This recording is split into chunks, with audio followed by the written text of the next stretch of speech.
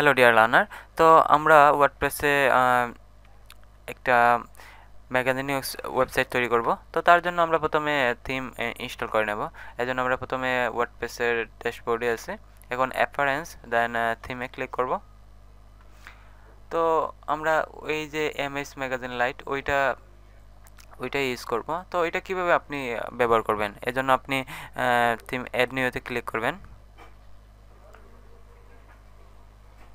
আর আমার এখানে already install করাই আছে। আপনি যদি কোনো আগে ডাউনলোড করে রাখেন দেন আপলোড করতে পারেন এখান থেকে। যাই হোক, আমরা আপলোড করব না এখান থেকে, আমরা এখান থেকে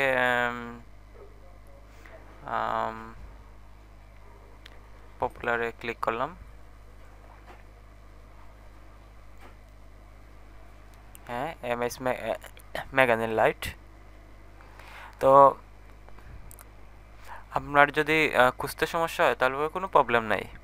আপনি যে কোনো অবস্থাতেই যদি এখানে এম এইচ ম্যাগাজিন লাইট দেন, তাহলে দেখতে পারবেন চলে আসবে আপনার, এই যে চলে আসছে। আর লেখা চলে আসছে অলরেডি ইনস্টলড। আমরা তো ইনস্টল করে ফেলছি। সো আপনার যদি ইনস্টল করা না থাকে দেন যা করতে হবে তা এখানে একটা ইনস্টল বাটন চলে আসবে, এভাবে ইনস্টল বাটন, এখানে ক্লিক করতে হবে।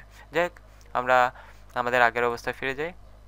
থিমে ক্লিক করলাম, থিমসে ক্লিক করলাম।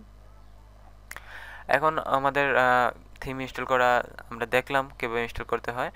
তো ইনস্টল হয়ে গেছে। আমরা যদি এটা এখানে ভিউ সাইটে ক্লিক করি, ডান বাটন ক্লিক করে, ওকে, এখন কিছুই দেখতে পারবেন না। এটা কিছুই না, এটা জাস্ট লেআউট, ব্লক লেআউট। তো আমরা এর জন্য তো কাজ করব। তো পরবর্তীতে স্টেপ বাই স্টেপ দেখব কীভাবে আমরা এর জন্য প্ল্যাটফর্ম তৈরি করতে পারি, কীভাবে বেটার একটি ম্যাগাজিন ওয়েবসাইট সিম্পলের মধ্যে, এই যে দেখেন এইভাবে একটা ম্যাগাজিন ওয়েবসাইট কীভাবে তৈরি করতে পারি। এটা তো এরকম না, তাই না? তো এইভাবে আমরা কীভাবে করতে পারি ওইটা দেখব। ওকে, তো ঠিক আছে, ভালো থাকবেন।